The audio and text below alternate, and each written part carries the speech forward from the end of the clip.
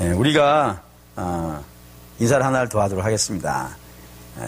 내일 새벽에 만납시다. 뭐 안 하십니까? 그럼 안 하면 말고요. 예? 하나님께서 당신의 종이나 당신의 교회에게 어떠한 사명을 맡기실 때는 중요한 원칙이 하나가 있습니다. 그 중요한 원칙은 절대로 혼자 시키지 않는다는 겁니다. 그건 처음부터 그랬습니다. 하나님께서 최초로 만드신 피조물 중에 아담이 있죠. 그 아담에게는 중요한 사명이 하나가 있었습니다. 그게 뭘까요? 에덴을 관리하는 겁니다. 그렇죠? 에덴을 경영하고 에덴을 관리하는 사명을 맡았는데 그걸 맡겨놓고 하나님께서 아담을 방문하셨죠. 방문하셔서 가만히 지켜보시니까 아담의 모습이 어땠다 그랬습니까? 보시기에 안 좋았다 그러는 거예요. 여러분이 하나님 보시기에 안 좋았다는 말이 얼마나 심각한 말이냐면 창세기 1장에 제일 많이 나오는 말이 뭐라 그랬죠? 하나님 보시기 좋았다라는 거예요. 그러니까 에덴이라는 것 자체가 그 원리 자체가 하나님 보시기 좋은 것으로만 만들어져 있는 것인데 그 중에 딱 하나가 하나님 보시기 안 좋았다는 거예요. 그게 뭐예요? 아담이 혼자 있는 거라 했다니까요. 혼자서 그 에덴을 관리하고 있는 것이 하나님 보시기에 제일 안 좋아 보이셔가지고 하나님이 안 좋은 상태를 좋은 상태로 바꾸시기 위해서 창조한 게 누군 거예요? 그게 하와인 거예요. 그러니까 아담과 하와의 관계는 작게 보면 가정이 되겠지만 조금 넓게 보면 교회도 되는 것이고요. 사회도 되는 거예요. 직장도 될 수 있는 것이고 하나님은 이 땅에 있는 모든 당신이 영역으로 세우는 당신의 기업이 되어질 수 있는 모든 것에는 기본적으로 다 연합하기를 원하신다 이겁니다. 그래서 한 사람은 거기에 리더가 되고요. 다른 한 사람은요. 돕는 자가 되어주고 이렇게 둘이 연합해가지고 하나님이 맡기신 사명을 감당하는 것을 하나님이 굉장히 기뻐하시더라는 거예요. 그건 우리 주님이 이 땅에 오셨을 때도 마찬가지였습니다. 우리 주님이 70명의 제자들을요, 파송을 하지 않습니까? 그때 그 파송을 해가지고 저들로 하여금 병도 고치게 하고 귀신도 내어 쫓게 하고 복음도 전하게 하는 일을 하신단 말이에요. 그때 어떻게 보내시나요? 둘씩 짝지어서 보내시는 거예요. 혼자 보낼 수도 있지 않습니까? 혼자 보낸다고 뭐 못해. 아니, 둘이 가면 할 수 있는 일을 혼자 가면 못 하겠어요? 그러니까 일의 목적이 아닌 거예요. 하나님께서는 우리가 항상 리더와 따르는 사람 또는 동역하는 사람 또 함께하는 사람 이런 사람들이 서로 함께 힘을 모아서 하나님의 이름을 드러내기를 원하고 맡겨진 사명을 감당하기를 원하신다는 거예요. 그래서 주님 이런 표현도 쓰시지 않습니까? 내가 너희들 중에 함께하겠다라고 하시면서 그 전제로 뭐를 붙여놓으신 거예요? 두세 사람이 혼자 있을 수도 있는 것 아니겠어요? 충분히 혼자 있어도 하나님의 교회가 되는 데는 문제가 없을 텐데도 불구하고 두세 사람이라고 하면서 그 모임을 만들어 놓으신단 말이에요. 그리고 그 모임엔 당연히 한 사람은 리더일 것이고 한 사람은 돕는 자로 이렇게 있게 되어진다 이겁니다. 이게 사도 바울도 그렇다 이거예요. 한번 보시죠. 에베소서 4장 2절 3절 4장 2절 3절 313페이지 에베소서 4장 1절 3절 읽겠습니다. 모든 겸손과 온유로하고 오래 참음으로 사랑 가운데서 서로 용납하고 평안에 매는 줄로 성령이 하나 되게 하신 것을 힘써 지키게 하라. 교회라는 것이 어떤 곳인 거예요? 성령이 하나 되게 하신 거란 말이에요. 그러니까 우리가 서로 좋아가지고 모인 것이 아니고 우리가 서로 뜻이 맞아가지고 모인 것이 아니고요. 하나님께서 평안해주는 멜로 성령께서 이렇게 하나로 묶으셔가지고 이 연합시키셨단 말이에요. 그래서 이걸 어떻게 하라고요? 지키는데 그냥 대충 지키지 말고 어떻게 지키라고요? 힘써 지키라고 그러시는 거란 말이에요. 그리고 히브리서 가면 또 히브리서 기자는 또 이렇게 얘기했어요. 10장 24, 25절에 서로 돌아보아 사랑과 선행을 격려하고 모이기를 패하는 어떠한 사람들의 습관과 같이 하지 말고 오직 권하여 그날이 가까워. 그날이 뭘까요? 주님 다시 오시는 날, 주님 다시 오시는 그날을 볼 때까지 계속해서 서로 사랑하고 권면하고 해가지고 이 모임이 깨지지 않도록 성령이 하나 되게 하신 걸 깨지지 않도록 이렇게 열심히 모이고 열심히 이 사명을 감당하라라고 이야기를 하신다 이겁니다. 이게 다 성령님께서 주관하시는 일이고 성령께서 나타내시는 일이라 이겁니다. 그렇기 때문에 교회라는 곳은 좋은 교회라는 건 어떤 것이냐면 몇 가지가 있겠죠. 그중에 우리가 사역이라고 하는 관점에서 본다 그러면은 좋은 교회는 어떤 교회냐면 서로 연합하는 교회라 이거예요. 혼자서 잘내서 하는 것이 아니라 예를 든다면 어느 한 위대한 목사님이 혼자서 자기 마음대로 교회를 다 좌지우지시키면서 이끌어가는 것이 아니라 우리가 서로 좀 부족하고 우리가 서로 좀 연약하지만 그래서 실력도 좀 다른 사람에 비해서 딸리긴 하지만 그래도 함께 모여서요. 기도도 하고 함께 회의도 하고 함께 연구도 하고 비록 좀 하다가 실수할 수도 있겠지만 그럼에도 불구하고 고쳐가면서요. 그렇게 함께 해가는 그런 교회를 하나님께서 굉장히 좋아하시고 기뻐하시더라 이겁니다. 그렇기 때문에 성도는 신앙생활을 할 때 중요하게 놓아야 되는 여러 가지 가치 중에 하나가 뭐여야 되냐면은 동역자입니다. 동역자.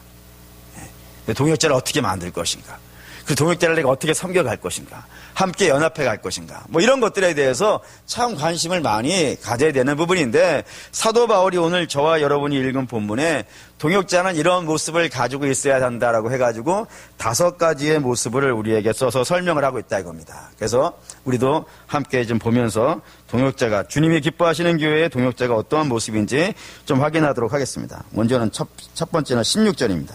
16절 읽을게요.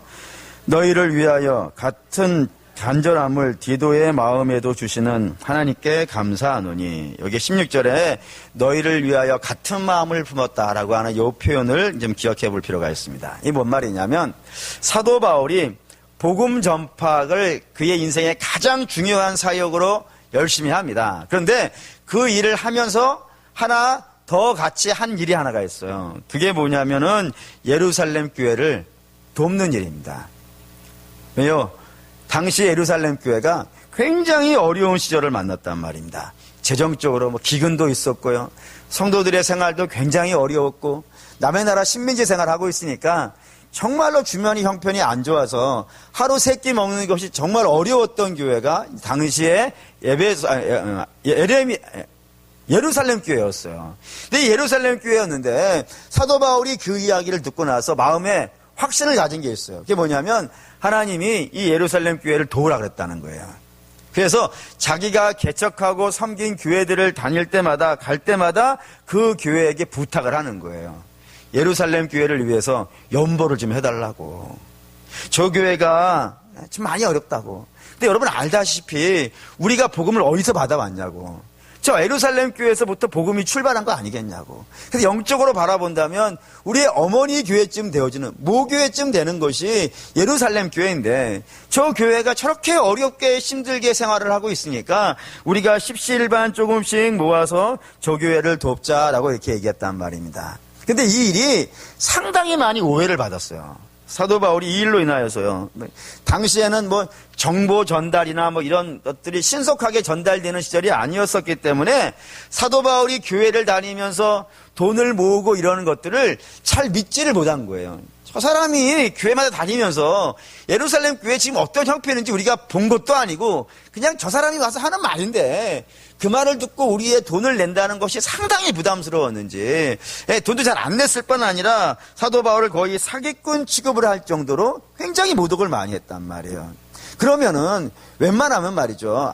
내가 뭔 영광을 얻겠다고.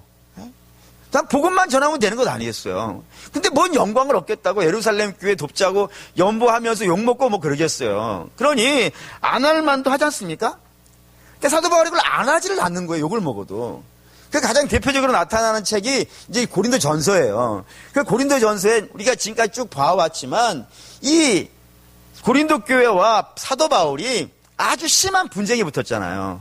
그래서 사도 바울이 고린도 교회 방문했다가 쫓겨난 상태에서 보낸 편지가 고린도 전서인데 그 전에 가기 전에 편지 보내가지고 이 고린도 교회가 여러 가지 문제가 있는데 이 문제에 너희들 회개해야 되고 고쳐야 된다라고 부탁을 한단 말이에요.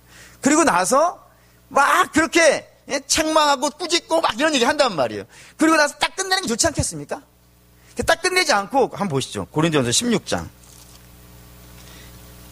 너희가 뭐를 잘못했다 쭉 얘기하고 나서 이제 고쳐야 된다. 너희는 부활의 공동체이다 하고 딱 끝내면 더없이 잘 된 것 같은데 16장 1절 읽겠습니다.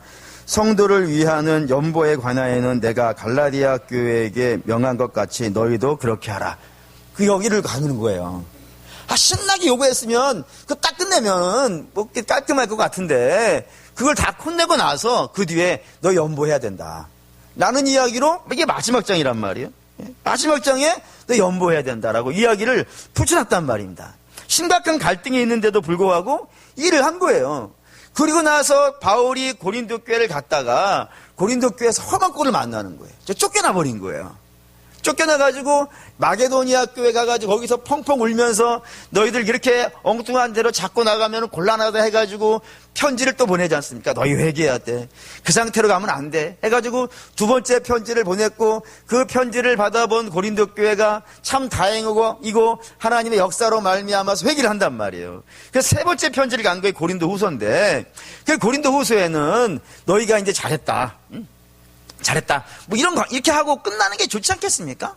예? 지금 한참 시비 붙었다가 겨우 진정되고 참 가라앉았는데 여기에 대야 되고 또 돈 내라 그러면요. 예. 저도 입이 타요. 이렇게 얘기하는데도. 예? 돈 내라고 하는 거 쉬운 게 아니에요. 지난주에 여러분들 보셨을까 모르겠지만 주보 광고에 뭐 내라고 답했지 않습니까? 한 달 동안 했더니 제 자신도 하는 것이 참 힘들어졌어요. 네? 내라는 거 만만치 않은 거예요. 근데 사도 바울이 뚜렇게 막 가다가 여기 이제 8장 6절. 8장 6절. 고린도 후서 8장 6절. 네. 고린도 후서 8장 6절 읽겠습니다. 그러므로 가운데 시작하였은즉 이 은혜를 그대로 성취하게 하려 하였노라. 돈 내라 이거예요. 안 할만 하지 않습니까? 그냥 회개하고 끝나고 좀 회복한 이런 상태니까 이제 겨우 회개했단 말이에요. 겨우 회개하고 이제 사도 바울과의 관계가 조금 회복되어지려고 하는 그때에 다시 또 돈 내라 그러는 거예요. 일 안 했으면 좋겠죠. 안 했으면 좋겠는데 거기다 대고 또 돈 내라 그러는 거예요. 그러니 참 이게 만만치가 않은 거라 이겁니다. 네. 왜 그러냐면 사도 바울이 여기 왜 이렇게 집착을 하냐면은 이게 자기가 해야 될 중요한 하나님이 내게 명령하신 일이라고 확신을 하고 있기 때문에 그래요. 예루살렘 교회를 도와야 된다는 것이 그에게는 너무나도 큰 확신이기 때문에 하나님이 명하신 거라고 생각하기 때문에 기회가 되어지면 너희 예루살렘 교회를 위해서 연보 좀 해주라. 부탁 좀 드립니다. 좀 해주십시오. 그리고 기회만 되면 또 얘기하는 그런 상태가 된 거예요. 얼마나 간절하면 그러겠어요. 근데 그 간절함이 오늘 누구에게도 붙어 있다고요? 디도에게도 붙어 있다는 거예요. 바울이 함께 있는 공동체에 있는 사람. 근데 바울만 그런 게, 디도만 그런 게 아니라 22절도 볼까요? 8장 22절 보겠습니다. 또 그들과 함께 우리의 한 형제를 보내었나니 우리는 그가 여러 가지 일에 간절한 것을 여러 번 확인하였거니와 이제 그가 너희를 크게 믿었으므로 더욱 간절하니라. 디도와 함께 보내는 그 사람도 이 예루살렘 교회를 도와야 되기 위해 때문에 연보를 어떻게 해서든지 얻어와야겠다는 생각이에요. 간절함에 동일한 마음을 가지고 있다는 겁니다. 그래서 여기서 이제 우리가 첫 번째로 좋은 교회의 모습을 볼 수 있어요. 그게 뭐냐면 리더가 하나님의 뜻을 밝히 알아서 선포한 일이라면요. 모든 교회가 같은 마음 품어야 돼요. 같은 마음 품어야 돼요. 물론 뭐 제일 중요한 것은 그 계획과 뜻이 하나님의 뜻에 맞느냐. 이게 우선적으로 살펴봐야겠죠. 그래서 리더는 항상 자기가 결정하려고 하는 일이 하나님의 뜻에 맞는지 하나님 말씀도 많이 묵상을 해야 될 것이고 또 기도도 많이 해야 될 필요가 있습니다. 그래서 그렇게 하나님의 뜻이라고 결정이 되어지면 그 모든 교회가요. 그 마음을 하나로 모아줘야 될 필요가 있다 이겁니다. 왜 그러냐면 마음이 강단에 있는 목사와 여러분과 마음이 나누어지잖아요. 그래서 다른 생각을 서로 품게 되어지면은 그 교회가 올바로 서가기가 참 쉽지가 않아요. 우리 주님도 이런 말씀 하셨죠. 어느 날 예수님이 막 귀신을 내어 쫓고 계셨어요. 그때 바리새인들이 와가지고 예수님을 모욕을 했어요. 어떻게 모욕을 했냐면 저 사람이 귀신을 내어 쫓는 것은 누구의 힘을 빌려서 하는 거라고요.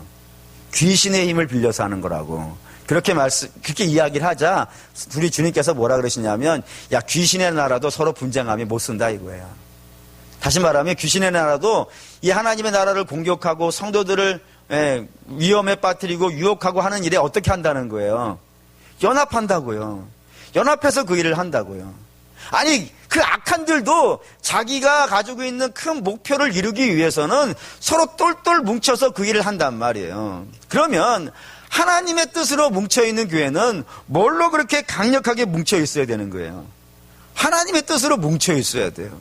누구도 그걸 나눌 수 없을 만큼 강렬한 힘으로 묶여 있어야 된다 이겁니다. 그러기 위해서 물론 두 가지는 해야 된다고 생각해요. 제가 하나님의 뜻을 밝히 아는 것도 물론 굉장히 중요한 일이고 우선적인 일이고 가장 중요한 일이고, 그리고 여러 성도들이 어떠한 마음을 갖고 있는지도 살펴야겠죠. 어떤 생각을 갖고 있는지, 어떤 마음들을 품고 있는지, 그런 것들도 함께 좀 잘 살펴가지고 종합적으로 살펴서 하나님의 뜻을 좀 분명히 분별해내야 될 것이고, 그렇게 하나님의 뜻이 분명히 분별되어져서 이건 이제 함께 가야 됩니다. 물론 그 과정에 토론도 하고 회의도 하고 때로는 뭐 치열할 수도 있겠죠. 그렇게 해서 어떻게 한 마음이 됐어요. 한 뜻을 결론을 내렸어요. 그러면 그 결론 내린 것에 대해서는요, 모두가 한 마음을 좀 품어주셔야 된다 이겁니다. 한 생각을 좀 품어주셔가지고 이 일을 같이 해 나가는 것이 중요하다 이겁니다. 그래서 여러분에게 부탁드리는데, 뭐 지금까지 잘해 주셨지만 제가 결정을 내리면은 저를 일단 좀 신뢰해 주셨으면 좋겠습니다. 그리고 함께 주의 영광을 위해서 달려갈 수 있는 그런 교회가 되는 것이 좋겠다라는 생각이 들어가요. 근데 그게 꼭 저와 여러분만의 관계만은 아닐 거라 생각합니다. 우리 교회는 다양한 리더들이 있지 않습니까? 뭐 위원장이 있으니까 위원들도 있고요. 구역장과 인도자가 있으니까 또 구역원들도 있는 것이고요. 신도회 회장이 있고 임원들이 있고 또 신도회 회원들도 있고요. 또 각 부서의 부장과 뭐 교사와 여러 파티의 봉사자들이 있지 않습니까? 그런 모든 파티의 이 리더십과 또 따르는 팔로우십이 서로 이렇게 하나님의 뜻 안에서 함께 연합하고 함께 힘을 합쳐가지고 한 마음이 되어서요, 그렇게 주님의 일을 감당해 간다 그러면은 얼마나 풍성할까 하는 생각이 좀 들어갑니다. 그렇기 때문에 우리 모든 성도 여러분들은 참 많이 기도하시고 또 많이 묵상하시고 또 많이 마음들 나누셔가지고 내년에는 뭐 올해도 그랬지만 전에도 그랬고 앞으로는 더 강력하게 하나님의 뜻 안에서 힘을 모으고 또 뜻을 모아서 함께 매진할 수 있는 그런 모든 모임 되시기를 주의 이름으로 부탁드리겠습니다. 두 번째는 18절입니다. 18절 읽을게요. 또 그와 함께 그 형제를 보내었으니 이 사람은 복음으로써 모든 교회에서 칭찬을 받을 만한 자요. 두 번째 나온 게 뭐냐면 복음으로써 모든 교회에서 칭찬을 받는 자라고 되어져 있습니다. 이 말씀을 이해하려면 두 가지를 나누어서 이해해야 될 것 같아요.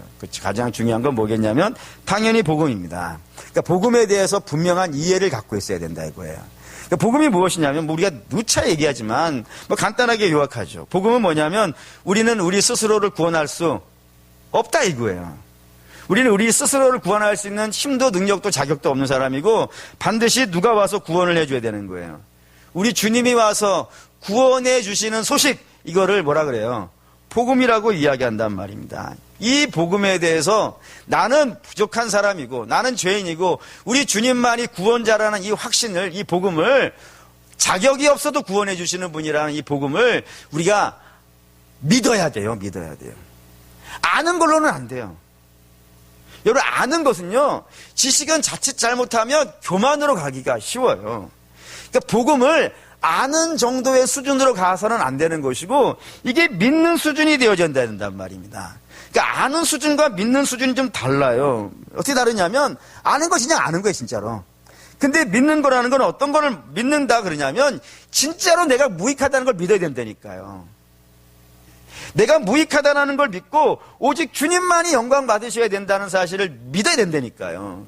그러면 이 두 가지가 등장해요. 내가 무익한 종이고 하나님만이 나의 구원자이라는 사실을 믿게 되어진다면 반드시 두 가지가 나와요. 뭐가 두 가지가 나와요? 첫 번째는 뭐냐면 나는 절대 주인이 돼서는 안 돼요. 그렇지 않습니까? 나는 무익한데요. 나는 여기서 무익한 자예요. 제가 이스라엘의 왕제도를 참 좋아합니다. 이스라엘의 왕제도를 참 좋아하는 이유는 열방이 가지고 있는 왕제도하고 너무 달라서 그래요. 열방이 가지고 있는, 이방이 가지고 있는 왕제도는 어떤 것이냐면 지배자예요. 지배자. 지배자이기 때문에 반드시 이런 말을 해요. 어떤 말을 하냐면 짐이고 법이다라는 말을 해요. 또 뿐만 아니라 나의 세전에는 불가능은 없다. 이런 말을 할 수밖에 없어요. 자기가 지배자니까요. 자기가 거기에 짱 먹었기 때문에 그런 말을 하는 거예요. 근데 이스라엘은 이런 말을 할 수가 없어요. 이스라엘 왕은요. 왜 그러냐면 이스라엘의 왕은 전적으로 하나님께서 일을 시킨 종이에요. 그러니까 왕이라는 일을 시킨 거예요.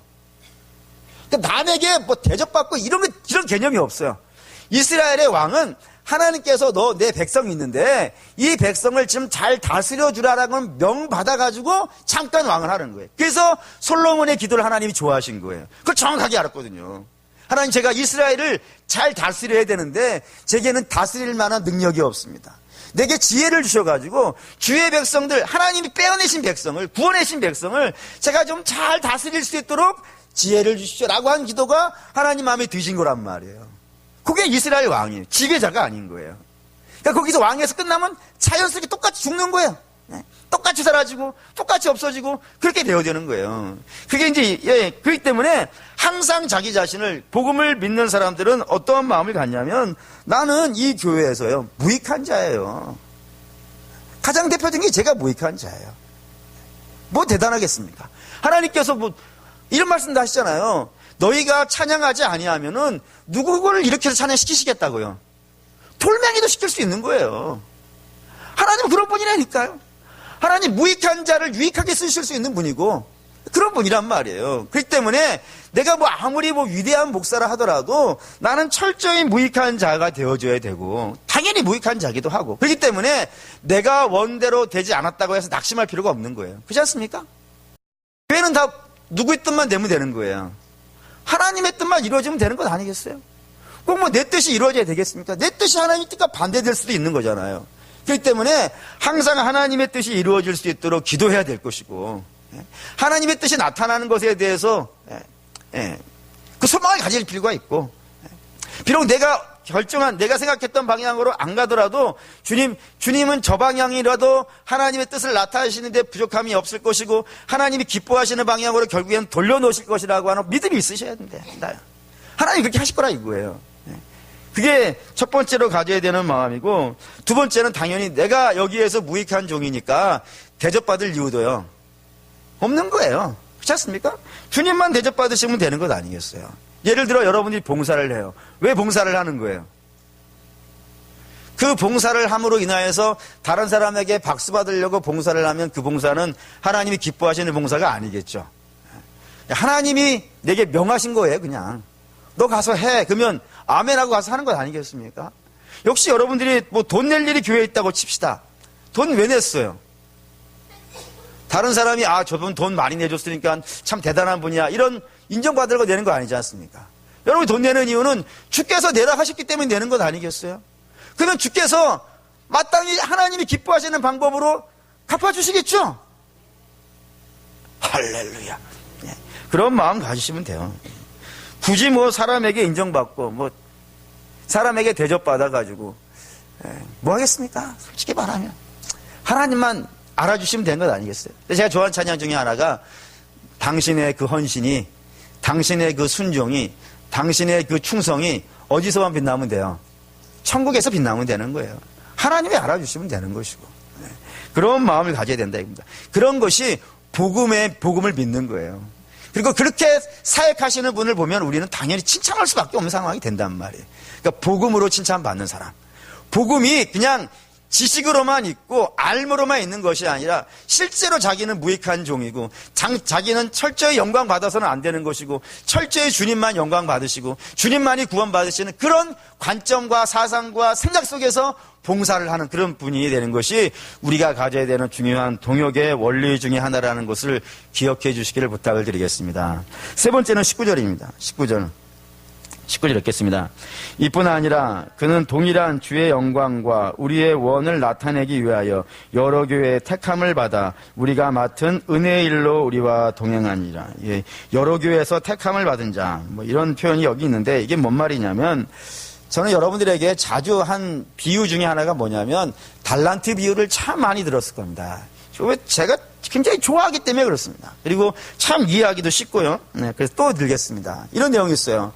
한 주인이 있는데 이 주인이 먼 타국으로 가려고 하면서 종 3명을 불러다가 그에게 달란트를 줍니다.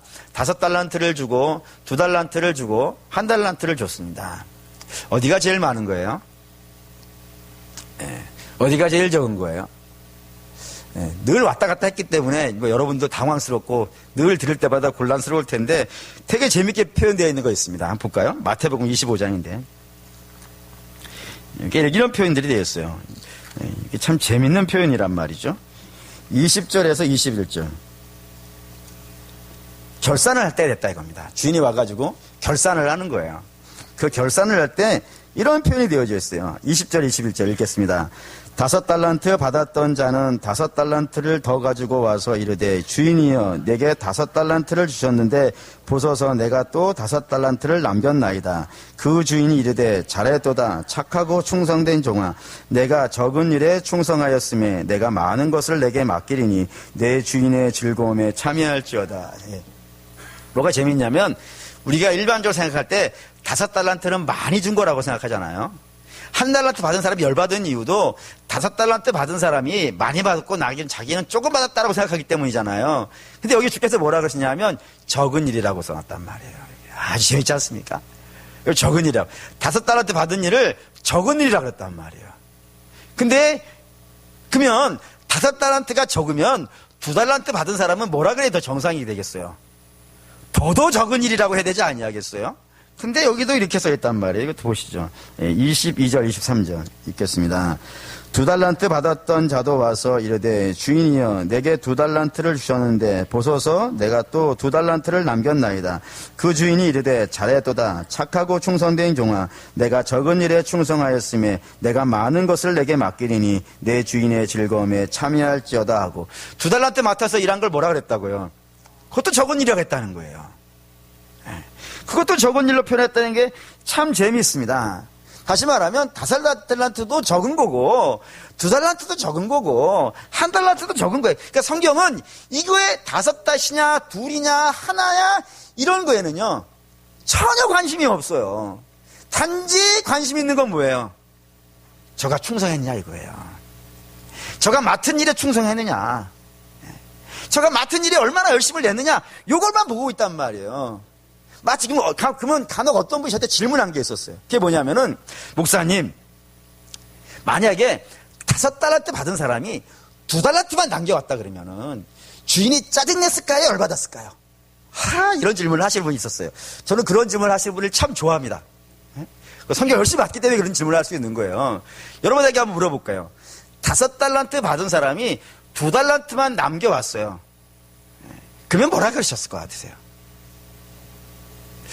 저는 똑같은 표현을 쓰시지 않았겠는가 라는 생각을 한단 말이에요. 왜 그러냐면 이것 때문에 그렇습니다. 27절 읽어볼게요. 그러면 내가 마땅히 내 돈을 추리하는 자들에게나 맡겼다가 내가 돌아와서 내 원금을 이자를 받게 하였을 것이니라 하고 1달란트 받은 사람이 책망받는 이유를 설명하신 것인데 네가 그거 갖고 뭐 일하기 힘들었으면 뭐라도 했었어야 된다고요. 은행에라도 맡겼어야 된다고. 그러면 은행에서 그 원금을 맡겼으니까 그 원금에다가 뭐를 준다는 거예요? 이자를 준다는 거예요. 한번 그걸 생각해 보시죠. 원금을 맡겼어요. 원금을 맡겨가지고 이자가 불어나면 얼마까지 불어날 수 있을 것 같으세요?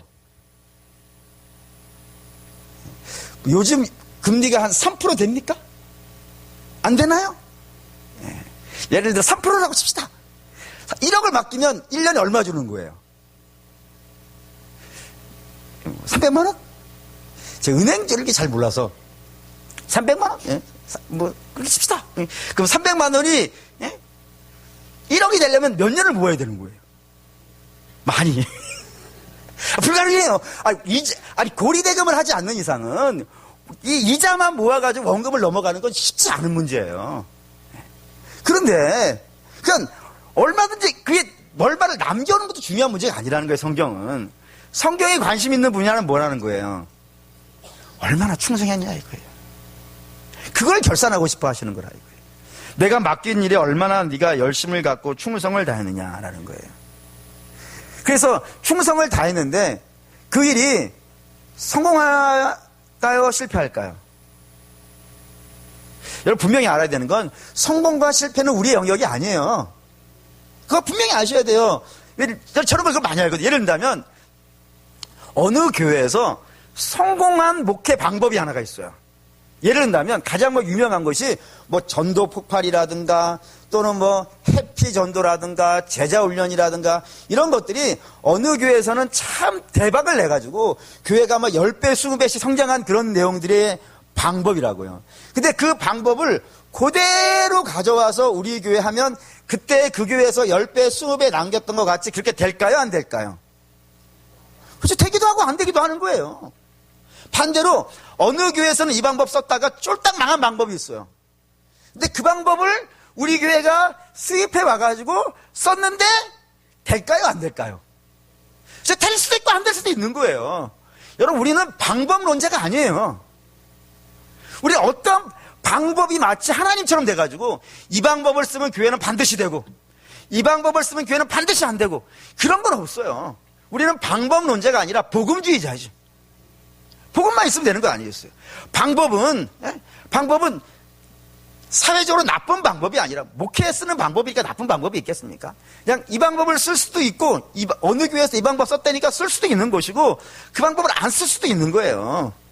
우리는 방법을 가지고 그것이 되느냐 안 되느냐 여기에 관심 가지시면 안 돼요. 그러니까 여러분도 교회에서 어떤 사역을 하실 때 그 사역이 될 수도 있고 안 될 수도 있어요. 그거는 성경이 중요하게 보는 관점이 아니에요. 성경이 중요하게 보는 관점은 내가 맡은 일에 충성을 다했느냐 이거예요. 그 일을 위해 기도를 많이 하고 그 일을 위해 수건을 허리에 동여봤는지 그 일을 위해서 다른 사람 앞에 무릎 꿇고 발을 만져봤는지 주께서 사랑하라 했는데 그 사랑을 해봤는지 아끼는 마음을 가지라는데 아낌을 가져봤는지 자기를 복종시켜 봤는지 그런 것이 중요한 거예요. 그렇지 않습니까?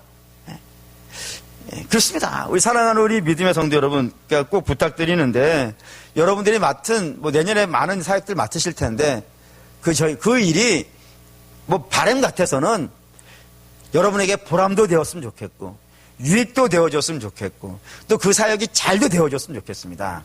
그런데 그 사역이 혹시 여러분이 기대했던 바대로 안 된다 해서 실망할 생각하지 마시고, 안 되면 어떡하나. 안 되면 어떡하나. 이렇게 걱정하지 마시고 여러분들이 해야 될 몫은 열심히 기도하고 최선을 다하는 충성을 드리는 겁니다. 그리고 결과는요. 하나님이 알아서 거두실 겁니다. 그런 소망을 갖고.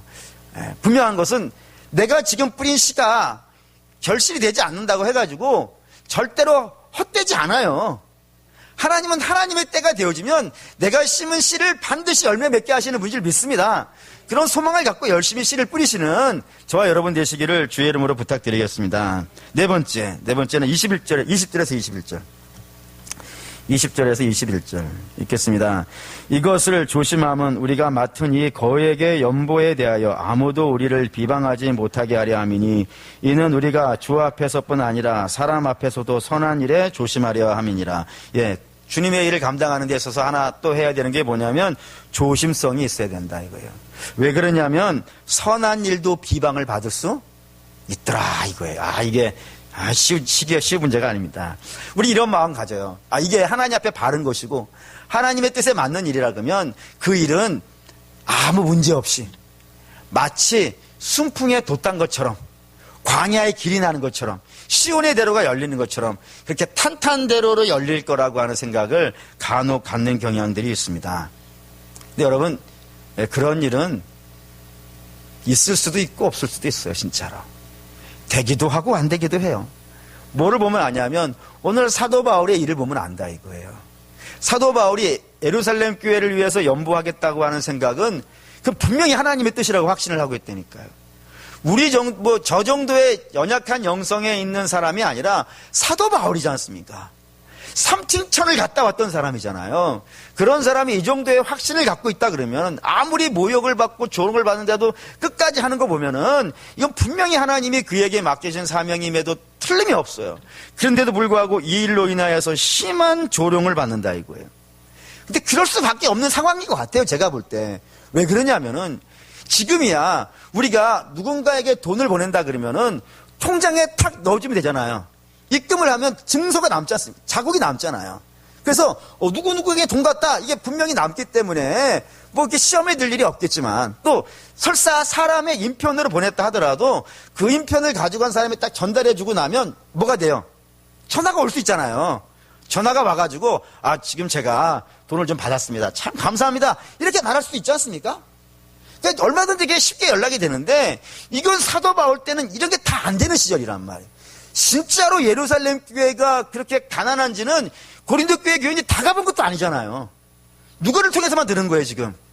사도 바울을 통해서 들은 것이고 또 더 많이 들었다 그러면 주변에서 어떤 소문으로 들었을 뿐이지 않습니까? 뉴스를 본 것도 아니고 기사를 본 것도 아니고 뭐 동영상을 본 것도 아니잖아요. 그 들은 것이고 사도 바울에게 우리 돈을 전해줬다 그러면은 이 돈이 제대로 갔는지 가다가 도적을 만났는지 이거 확인하는 것도요. 몇 달이 걸릴 수밖에 없는 문제란 말이에요. 그렇기 때문에 사도 바울이 진짜로 이런 걸 하고 있는지 안 하고 있는지 고린도 교회 입장에서는 참 난감하기도 하겠다라는 생각이 들어가는 거예요. 그러니까 사도 바울도 그런 생각이 드는 것 같아요. 내가 하겠다는 이 일이 혹시 저 사람들에 의해서 좀 잘못 오해되어질 수 있겠다 생각이 돼가지고 그 오해를 뭐라고 해야 되나요? 오해를 불식시키기 위해서, 오해를 없애기 위해서 사도 바울이 특별한 방법을 쓰는 거예요. 그 방법은 뭐냐면 권면은 내가 하고 일은 딴 사람이 하는 거예요. 그래서 사도 바울이 자기가 직접 가서 돈을 거두오는 것이 아니고 디도를 보내고 그리고 고린도 교회에서 추천을 받는 거예요. 당신들이 사람을 보내봐라. 그래서 나는 여기서 빠질 테니까 이 일을 이렇게 진행시키게 가면은 나는 내 대표로는 디도가 가는 것이고 여러분의 대표로는 고린도 교회에서 사람들 뽑아가지고 보내는 거니까 이렇게 오해가 없지 않겠느냐 하면서 이 일을 이렇게 조심스럽게 오해가지 아니하도록 풀어가고 있는 것을 보고 있더라 이겁니다. 네. 그래서 이게 우리가 함께 주님의 일을 하는 데서도 참 품어볼 만한 생각이라 이거예요. 우리가 어떤 일을 할 때도 분명히 선한 일임에도 불구하고 오해를 받을 수 있는 그런 상황이 있을 수 있다 이겁니다. 그래서 가급적이면 그 오해를 불러일으킬 수 있는 상황을 안 만드는 게 좋겠죠. 안 만드는 게 좋습니다. 근데 그래도 불구하고 이게 하나님의 뜻이어서 해야 되는 일이라 그러면은 그게 오해가 되어지지 않도록 방법들을 좀 강구하고 같이 기도하고 아이디어를 모아야 될 필요가 있습니다. 그래서 모든 사람이 봤을 때 이건 정말 공정한 일이고 이건 참 공평한 일이고 이건 참 누가 봐도 문제없는 일이다 라는 것이 나타날 수 있도록 참 주님의 일, 돈 내는 일이 아닌데 우리 개인적으로 봤을 때는요. 근데도 불구하고 이 영적인 일이라는 것은 만만치가 않습니다. 매우 굉장히 신중하게 매우 조심하게 일을 처리해야 된다는 것이죠. 영혼과 관련되어 있는 일이기 때문에 그렇습니다. 마지막 5번째는 23절입니다. 23절 읽을게요. 디도로 말하면 나의 동료요 너희를 위한 나의 동역자요 우리 형제들로 말하면 여러 교회의 사자들이요 그리스도의 영광이니라. 여기 이제 바울이 자기의 동지를 생각하는 동역자를 생각하는 마음을 여기에 그대로 담았어요. 다시 우리가 쉽게 쓰는 표현을 말한다면 지체의식. 우리가 남이 아닌 거예요. 남이 아닌 것이고 하나로 묶여 있는 거예요. 여러분 우리 알다시피 교회는 주님께서 신약에 새롭게 만드신 완전히 새로운 피조물입니다. 얼마나 신비로운 피조물이냐면 머리는 뭐고요? 그리스도이고 몸은요? 우리의 연합이에요. 그래서 우리의 연합이기 때문에 우리 중에 누가 하나라도 아프면 어떤 일이 벌어지는 거예요? 다 같이 아플 수밖에 없어요. 마치 우리의 손가락 하나가 아프면은 온몸이 다 반응하는 거 아십니까? 예를 들어서 이쪽 새끼손가락에 뭐 찔려가지고 피가 막 철철철 난다는 걸 가정해 봅시다. 그럼 어떤 일이 벌어지냐면 얘는 뭐 할 것 같으세요? 얘는 쌤통이다 그럴 것 같습니까? 아니죠? 얘는 이걸 싸야 돼요. 그죠? 피가 안 나게. 그 다리는 뭐 할 것 같으세요? 뛰어가야 돼요. 그리고 눈은 뭐 해야 돼요? 뛰어갈 때 넘어지지 않도록 도와야 돼요. 그 귀는 뭐 할 것 같으세요? 어디로 가야 빨리 낫는다는 이야기를 들어야 돼요. 그 입은 뭐 할 것 같으세요? 아프다고 소리쳐줘야 돼요. 그렇지 않아요? 코도 일을 해요. 벌렁벌렁벌렁. 그렇습니까? 머리도 열심히 뛰어요. 어떻게 하면 빨리 가는 것인지. 그러니까 이 손가락 하나가 아픈 걸 갖고 온몸이 다 반응하면서 일을 한단 말이에요. 그게 하나의 피조물인 거예요. 그러니까 주님의 교회도 그런 겁니다. 우리가 우리를 바라볼 때 필요 없는 사람은 없는 거예요. 가치 없는 사람은 없는 거예요. 우리 정말 하나님께서 하나님의 교회에 불러주신 믿음의 동역자들인 줄로 믿습니다. 성경이 이렇게 써요. 여기가 바울이 자기의 동역자를 부르는 방식이 모두 5가지가 등장하는데 뭐라 그러냐면요. 동료라는 말을 쓰기도 하고 동역자라는 말을 쓰기도 하고 형제라는 말을 쓰기도 하고 사자라는 말을 쓰기도 하고 영광이라는 말을 쓰기도 해요. 그 중에 5가지 중에 4가지는 전부 일과 관련되어 있어요. 일이에요. 다시 말하면 사도 바울의 동역자들은 개인적인 친함으로 만난 사람들이 아니에요.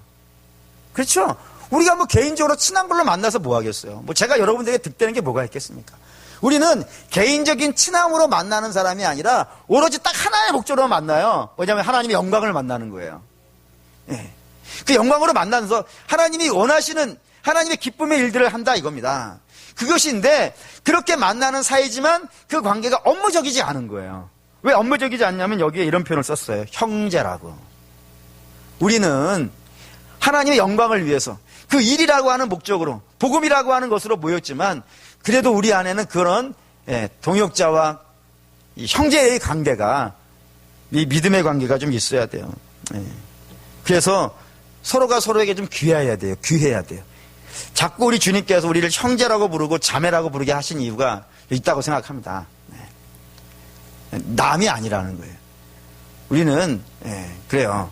그래서 저는 초대교회가 세례받았을 때 그 장면을 하나를 핍박받던 시대에 초대교회가 세례받는 장면을 설명해 놓은 책이 하나가 있는데 거기에 이런 내용이 있어요. 그 세례를 받으려고 하면은 그냥은 못 받고 6개월 동안 교육을 받았대요. 왜냐하면 이 사람이 진짜 세례를 받으려고 하는지 아니면 우리를 고발하려고 왔는지 구별이 안 되기 때문에 그러니까 정식 모임에는 데려가지도 않아요. 데려가지도 않고 딴 데다가 다른 곳에다가 그 모임을 만들어 놓고 그 새로운 사람들만 6개월 동안 모이는 모임이 있는 거예요. 그래서 그 모임 동안 굉장히 관찰을 많이 하는 거예요. 관찰을 많이 해서 이 사람이 진짜 신자가 될 것인지 아니면 가짜인지 뭐 이걸 구별해낸 다음에 이 사람은 진짜다. 정말로 세례 받기를 원하고 우리 공동체에 들어가기를 원한다고 하면 그때서야 세례 받을 때 처음으로 데리고 들어가는 거예요. 그 전체 모임에 주일 예배에 데리고 가서 세례를 주는 거예요. 세례를 이제 목사님이 머리에 손을 놓고 성부와 성자와 성령의 이름으로 세례를 주노라 하면 이제 전 교인이 아멘을 딱 합니다. 그러면 이제 세례 받고 우리 내려가면 여기서 이제 뭐 성찬 받고 꽃다를 받고 뭐 선물 받고 그러잖아요. 근데 초대교회는 이거보다 좀 더 셌어요. 어떻게 하냐면 그 모임에 있는 전체 성도들과 거룩한 입맞춤을 하는 거예요. 다 뺨 비비는 거 있지 않습니까? 외국 사람들 키스하는 거 뺨 비비는 키스를 다 해요. 전 교인이 다 해요. 왜 그러냐면 당신은 이제 우리와 같은 운명입니다 이거예요. 이제 내가 죽으면 당신도 죽는 것이고 당신이 죽으면 나도 죽는 것이고 우리는 이제 주 안에서 하나로 묶여있는 사람입니다. 나는 표현으로 그렇게 거룩한 입맞춤을 했다라고 되어져 있다 이겁니다. 여러분 교회와 성도가 어떠한 모임인지 아시겠죠? 우리는 공동 운명체라는 거예요.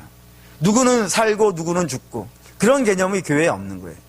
우리는 한 사람이 아프면 전 교인이 같이 기도해야 되는 것이고 한 사람이 시험이 들면 전 교인이 그를 방문하면서 위로해 줘야 될 것이고 새 가족 하나만 와도 그 새 가족 하나가 너무 귀해야 될 것이고 한 영혼을 위해서 어느 모임에서 어느 기관에서 어떤 사역을 한다 그러면 전 교회가 같이 기도하는 거예요.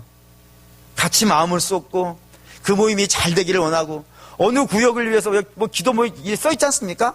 저기 보면 기도 이제 교구별로 이름 써 있는데 여러분들이 기도 모임 좀 잘 읽어보시면서 우리 교구가 어떤 기도하고 있는지 또 옆 교구는 어떤 기도하고 있는지 살피셔가지고 같이 기도해주고 그런 형제의 정이 있어야 돼요. 지체의 정이 있어야 돼요. 그래서 함께 하나님께 가야 돼요. 함께 붙잡고 한 사람이 넘어져 있으면 업고 가는 것이고 그렇죠? 그래서 우리 주님이 칭찬했던 사람도 있지 않습니까? 중풍병자가 있었어요. 스스로 올 수 없는 사람을 그 친구들이 침대에 채 끌고 가가지고 남의 집 지붕을 뜯어내는 거예요. 얼마나 저희 집이라 그러면은 진짜 열받을 것 같아요. 근데도 불구하고 주님이 그렇게 그 친구 하나를 데리고 오기 위해서 4명이 애를 쓰는 모습 보면서 참 기뻐하시지 않습니까? 우리가 그런 마음을 좀 가질 수 있어야 돼요. 저 성도 지금 중풍병? 네. 마음이 어렵고 몸이 어렵고 생각이 어렵고 여러 가지로 시험에 들어있는 저 성도, 그 한 성도를 다시 주님 앞으로 인도해 가기 위해서 저를 너무 사랑하니까, 너무 귀하니까 같이 기도하고 마음 쏟고 신방하고 찾아가고 그런 것들이 주님의 교회에 있어야 될 일이라 이겁니다. 사랑하는 우리 믿음의 성도 여러분, 우리는 절대로 남이 아닙니다. 우린 주님 안에 함께 묶여져 있는 믿음의 공동체인 줄 믿습니다. 그런 마음으로 서로 형제로 자매로 존중하고 사랑하고 이해하고 배려하는 저와 여러분 되시기를 주의 이름으로 축원합니다. 아멘. 기도하겠습니다.